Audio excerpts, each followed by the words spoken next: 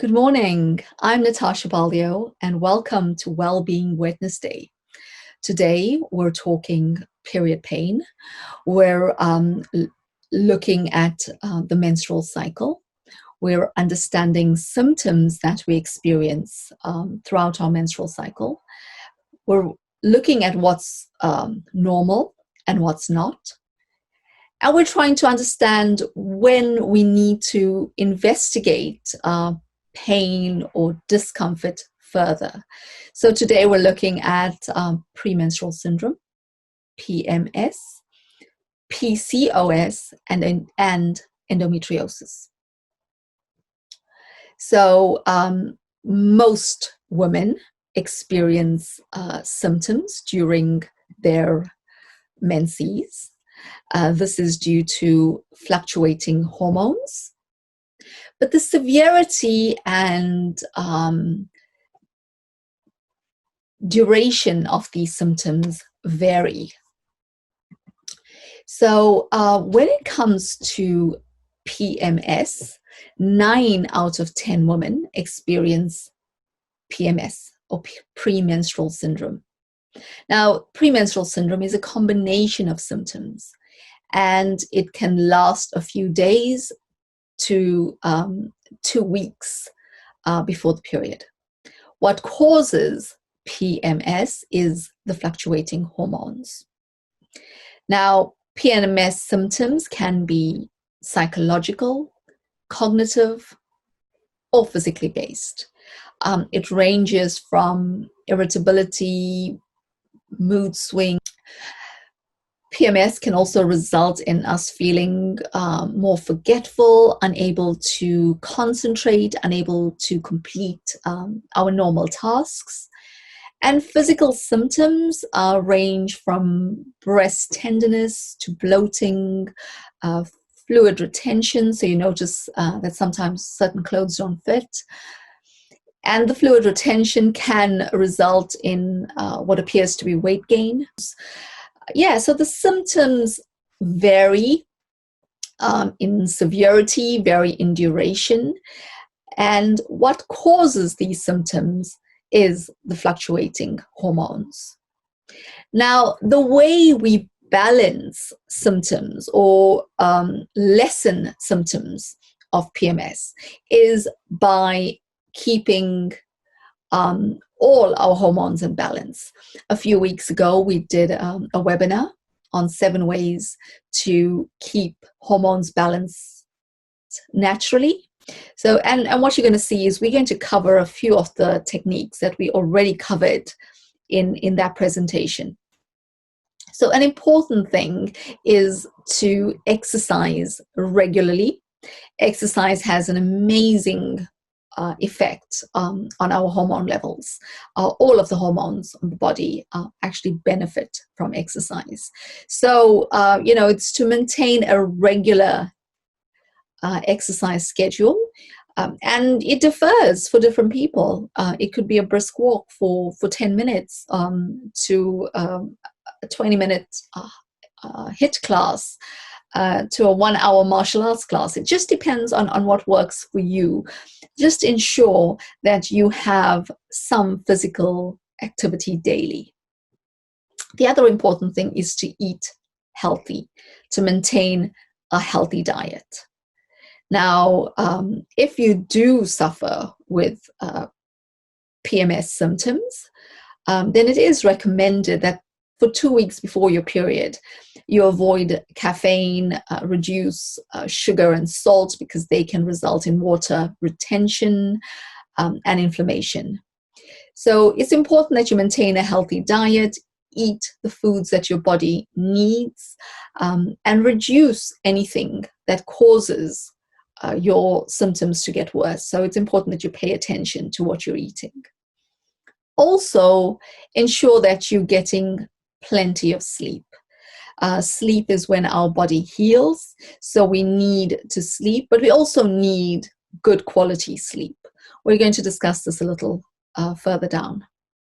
The other thing that has been seen in various studies is that smokers are twice as likely to have PMS symptoms than non-smokers. So if you do suffer from severe symptoms and you are a smoker, just pay attention to how your smoking is affecting your PMS symptoms. Now, vaping as well seems to affect PMS symptoms. The one thing that's very important when thinking about PMS is keeping track of what's going on. So what I do recommend is keeping a journal and just paying attention to how your body reacts at various times in your cycle. And what this journal will help you understand is what's normal for you, and also give you an idea as to what makes your symptoms better. So it's very important to actually keep a journal, because our symptoms with PMS differ. There's such a variety of ways that hormones fluctuating impacts on our mood and physical ability, and it varies from person to person. So it's so important that you pay attention to what's happening in your body.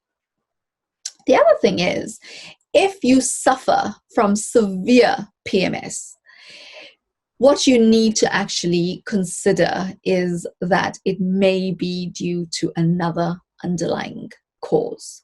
So it's very, very important, if your symptoms are severe, so very painful periods, debilitating pain, as well as excessive bleeding that causes you to not function well during your periods. If you have any of these severe symptoms, it's very, very important to seek professional advice, because it could be due to a variety of other conditions.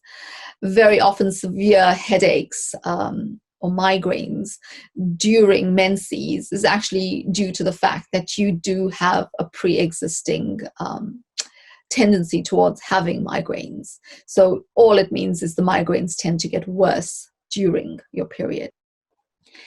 The other two important things to consider when our periods are extremely painful is to determine if it could be related to PCOS or endometriosis. Now, these two conditions, PCOS and endometriosis, actually result in very, very painful periods. And we're going to look at these two conditions.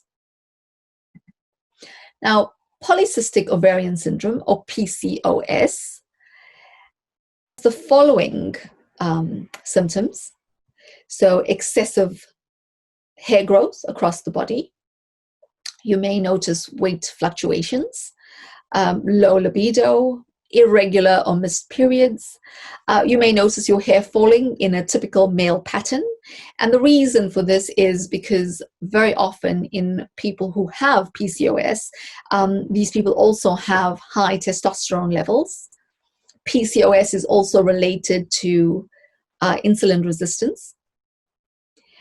And, infertility is related to PCOS. Now, PCOS is one of the most common causes of female infertility, but we'll talk about that a little later.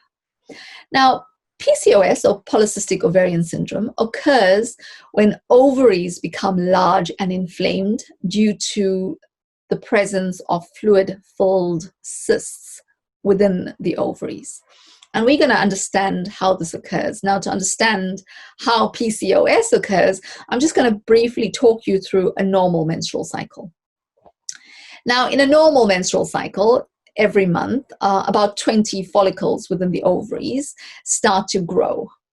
But generally, only one of these follicles mature and produces a fully mature egg. At ovulation, that's approximately 2 weeks before your period, this egg is released from the follicle and it moves into the fallopian tubes. Now, the fallopian tubes are the tubes from the uterus that stick out and are in close contact with the ovaries. So the egg gets into the fallopian tube, and if that egg becomes fertilized while within the fallopian tube or uterus, it will result in a pregnancy. If that egg is not fertilized, then the follicle starts to release progesterone. The uterus, the inner lining of the uterus, starts to thicken.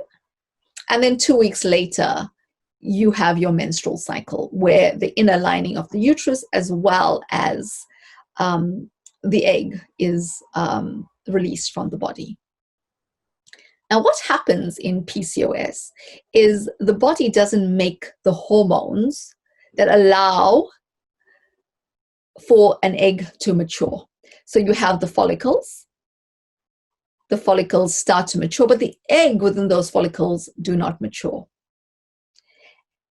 And because these follicles start growing, some of them become cysts, but because the egg's not mature, no egg is released, hence no progesterone is produced, the uterine lining does not thicken, and we do not have a normal menstrual cycle. So that's the reason with PCOS you can often miss menstrual cycles. So, as I said earlier, PCOS is the most common cause of female infertility. Now you can understand why, because the hormones to get the egg to mature are not being produced. Hence, fertility is difficult. The other thing is that PCOS affects 1 in 10 women. Up to 70% of women with PCOS remain undiagnosed. So while it is so common, a very large number of women with PCOS don't actually know they have this condition and probably believe they just have very, very painful PMS. Hence, it's very important that you get your PMS symptoms checked. Okay, the other important thing is that 50 to 70% of women with PCOS are also insulin resistant, and this can lead to diabetes. Now, because of this insulin resistance, they're also at a higher risk for heart disease. We discussed diabetes, but also women with PCOS are at a risk for endometrial cancers due to the lack of progesterone within the body. It also results in infertility due to the irregular cycles, due to progesterone not being produced when it should be produced. Now, how is PCOS treated? Currently, there's no cure for PCOS. However, it can be managed. And there's various sources over the internet that talk about how PCOS has been managed. But the rules are simple. There's 3 major ways to manage PCOS. 1 is diet, 2, exercise, and 3, stress reduction or relaxation techniques. Okay, when we look at diet, because PCOS is so closely related to insulin resistance, the ideal PCOS diet is a low GI or a low carb diet. And I'm going to talk about a low carb diet in our next slide. The other important thing is exercise. It's recommended that you do 15 minutes of cardio daily, and that could be a walk, gentle walk, a run, or a high-intensity cardiovascular exercise regime. The other thing that's important is you practice yoga daily. And we're going to talk about yoga when I talk about endometriosis, because it's the same sort of practice, yoga practice, that actually helps with PMS, PMT, PCOS, and endometriosis.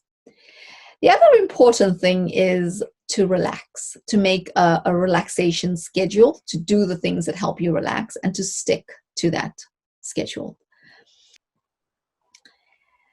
Now, one of the most important things to get the body to heal is for us to sleep deeply. So it's not just the number of hours you sleep, but the quality of your sleep.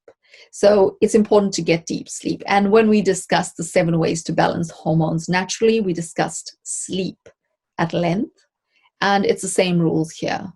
Ideally, you want to switch off all devices, all sources of artificial blue light at least 2 hours before you sleep. And you want to create a regular sleep-wake cycle. The way you do that is by going to bed and getting up at fixed times. Now, with regards to the low-carb diet, on this table, I have a list of vegetable, protein, fat, oil, nuts and seeds, as well as fruit, and we're going to go into details here, fruit and baking, conducive to a low-carb diet. Now, when we look at vegetable, you can see the list. Generally, green vegetable, green leafy vegetable is low-carb. When we're thinking low carbs, though, from a vegetable point of view, we need to reduce things like potatoes. We need to reduce those, but all leafy green vegetable is suitable for a low-carb diet. Protein, provided it's lean meats and fatty fish, that would be very, very healthy for you to include that in your diet because they are low-carb.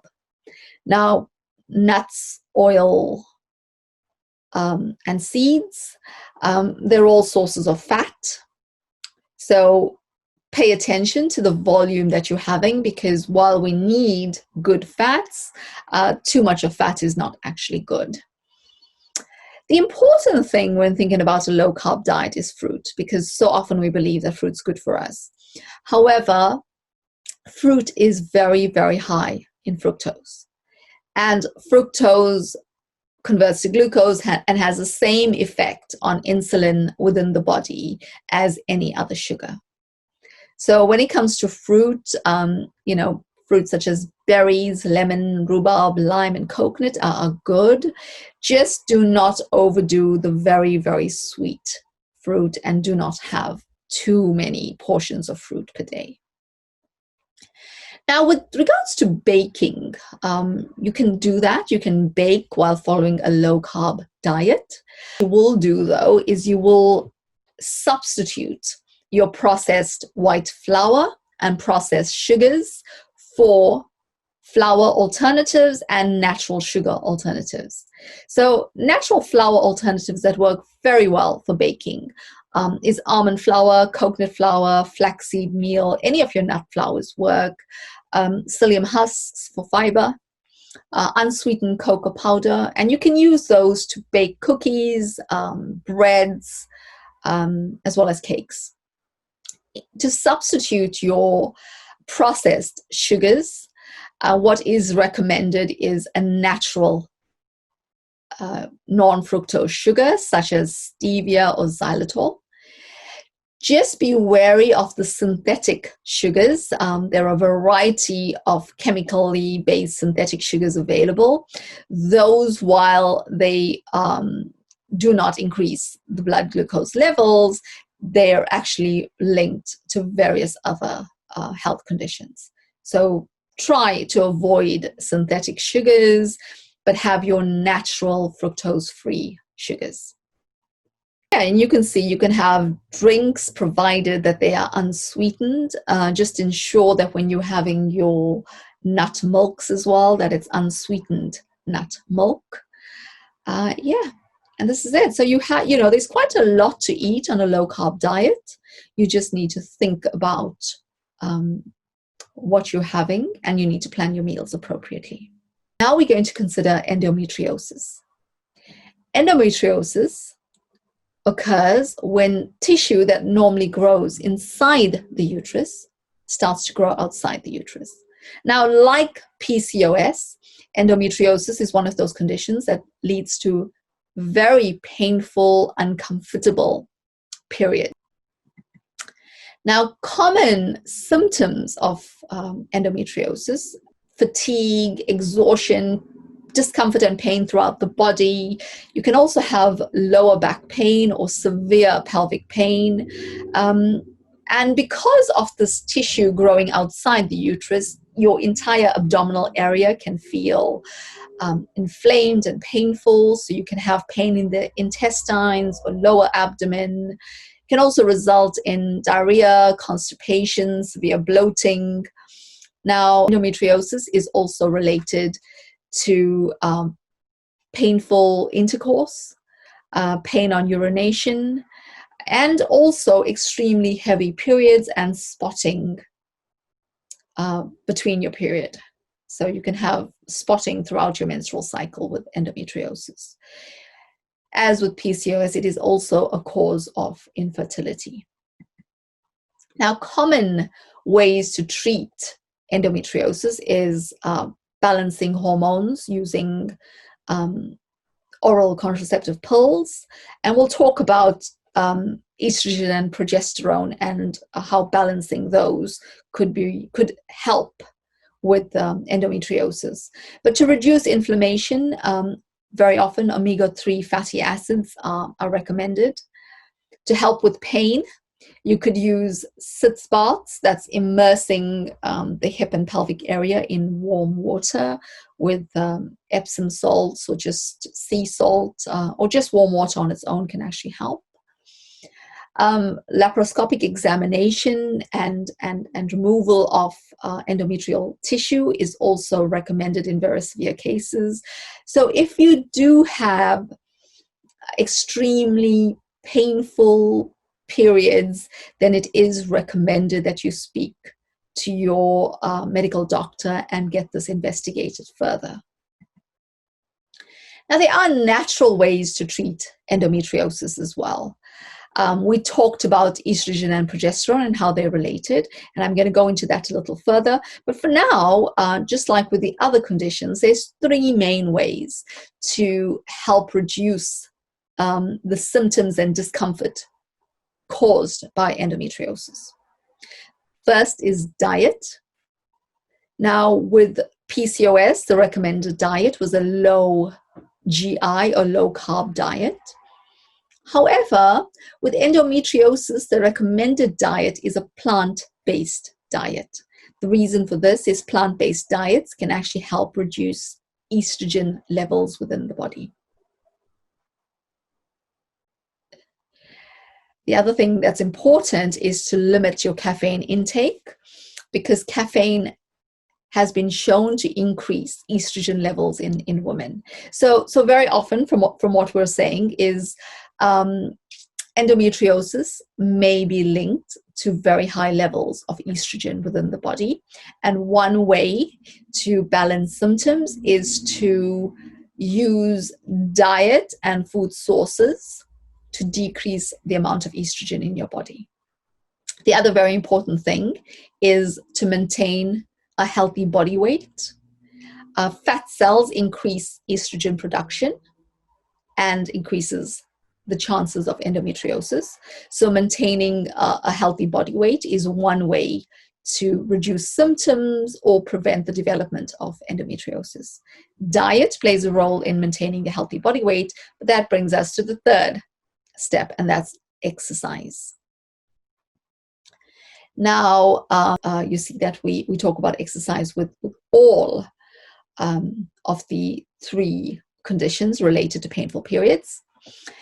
And one of the most effective exercise techniques is yoga. Now, King's College in London did a study where they reviewed research into yoga over a 20-year period. And what they found that yoga improved irregular and painful periods in those aged under 45. So yoga was very, very effective in improving irregular and painful periods. So yoga helped periods become more regular and less painful. And what they suggested was that yoga asana and the breathing techniques used in yoga caused brain changes that improved PMT symptoms. Now, yoga is also known to lower levels of the stress hormone cortisol, and this helps decrease inflammatory processes. And this too will help reduce pain. So in multiple ways, yoga has the ability to reduce painful periods, but also to help balance hormone levels. So it is beneficial for all types, or for all conditions that result in period pain. Now, the other thing that's important is using supplements and finding ways to balance the hormones estrogen and progesterone. Now, we talked about endometriosis being related to high levels of estrogen, and very often high levels of estrogen result in low levels of progesterone. So the one thing we want to do with endometriosis is to increase progesterone levels. Now, low progesterone levels can cause infertility, can cause irregular periods or spotting, reduced libido, and can result in weight gain. Now, I have a list of foods, and these are plant-based foods suitable for endometriosis. They're actually very rich in progesterone, or they stimulate the production of progesterone within the body. And these are your beans and lentils, broccoli, Brussels sprouts, cabbage, cauliflower. You see, it's all the cruciferous vegetable, as well as nuts, whole grains, pumpkin, and spinach. Now, to maintain progesterone balance, once again, maintain a healthy body weight through diet and exercise, reduce stress through meditation, yoga, or a variety of stress relieving techniques. But the other important thing is to not over-exercise. Now, we know that exercise is important. However, too much of exercise can cause the body to produce stress hormones, and these stress hormones prevent the production of progesterone. So it's important to exercise, but do not over-exercise, especially if you have very painful periods or suffer from endometriosis. Now, so it's important to know that there are substances known as xenoestrogens in the environment. Now, these xenoestrogens have the ability of mimicking estrogen within the body. Now, xenoestrogens can be found in food. It's found in pesticides, herbicides, non-organic farmed meat, fish and dairy, as well as it's released by some plastic containers. Now, personal care products can also be quite high in these xenoestrogens. In the past, preservatives like parabens that were widely used in the cosmetics industry when unknown to be xenoestrogens. This is one of the reasons, or one of the early fights that we've had at Organic Apotheke, in the early 2000s when we were launching the brand. The main aim of the brand was to try and get rid of estrogens in the beauty sector. Fortunately, a lot of companies have now removed parabens and all these synthetic estrogen producing compounds from their products, but please pay attention to the labels. The way you ensure that your products are free from estrogens is by using natural and organic products that specify that they are free from from parabens, phthalates, DEAs, TEAs, etc. So just pay attention to what's in your products. The other thing is, not just skincare products, your household products, detergents, just ensure that they're all free of these xenoestrogens. And there's a list here of ingredients or products that contain xenoestrogens. So I do recommend, searching this, looking at the labels on the products that you buy to prevent xenoestrogens from getting in contact with your body, absorbed as well.